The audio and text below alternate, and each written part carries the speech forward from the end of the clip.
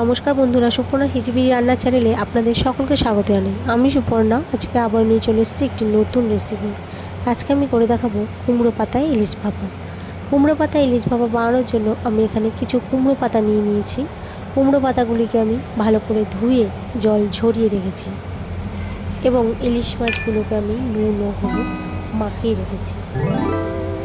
এবার এই কুমড়ো পাতা ইলিশ ভাপায় দেওয়ার জন্য আমি এখানে উপকরণগুলিকে সমস্ত রেডি করে নিয়েছি। উপকরণ হিসেবে আমি ব্যবহার করেছি পোস্ত বাটা, সর্ষে বাটা, কাজু বাদাম বাটা, কাঁচা সর্ষের তেল, লঙ্কা বাটা, হলুদ গুঁড়ো, আর এখানে আমি কিছু কুমড়ো পাতা কুচিয়ে নুন মাখিয়ে জল ঝরিয়ে রেখেছি ও কয়েকটি কাঁচা লঙ্কা নিয়ে নিয়েছি। এবার এই সমস্ত উপকরণগুলিকে একটি পাত্রের মধ্যে নিয়ে ওপর দিয়ে কাঁচা সর্ষের তেল দিয়ে এর মধ্যে পরিমাণ অনুযায়ী নুন দিয়ে ভালো করে হাত দিয়ে মেখে নেব। এর মধ্যে নুনটা কিন্তু পরিমাণ অনুযায়ী দিয়ে দিতে হবে, কারণ পরে আর নুন ব্যবহার করা যাবে না। এবার একটি পাত্রের মধ্যে কুমড়ো পাতাগুলিকে সুন্দর করে সাজিয়ে ওই নুন হলুদ মাখিয়ে রাখা মাছগুলিকে পরপর সুন্দর করে সাজিয়ে দিতে হবে।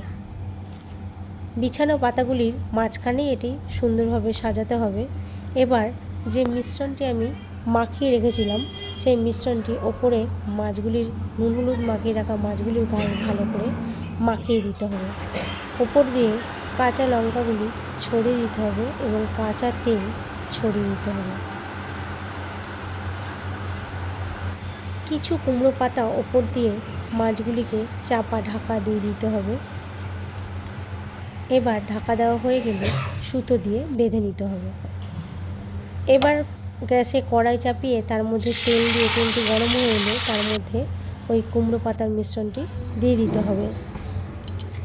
বন্ধুরা, আমি এখানে যে পাত্রটির মধ্যে আমি মিশ্রণটি মাখিয়েছিলাম, পাত্রটি ধুয়ে একটু জলও দিয়েছিলাম। তো এটি অল্প আঁচে ভাপিয়ে নিতে হবে। তো দেখুন, আমার ইলিশ মাছ ভাপাটি একদম রেডি। বাড়িতে আপনারা এইভাবে আমার মতো করে একবার হলেও ট্রাই করে দেখতে পারেন। এটি শুধু দেখতে নয়, এটি খেতেও কিন্তু খুব ভালো লাগে।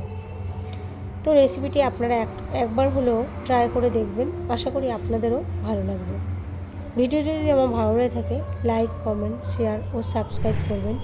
সকলে ভালো থাকবেন। ধন্যবাদ সকলকে।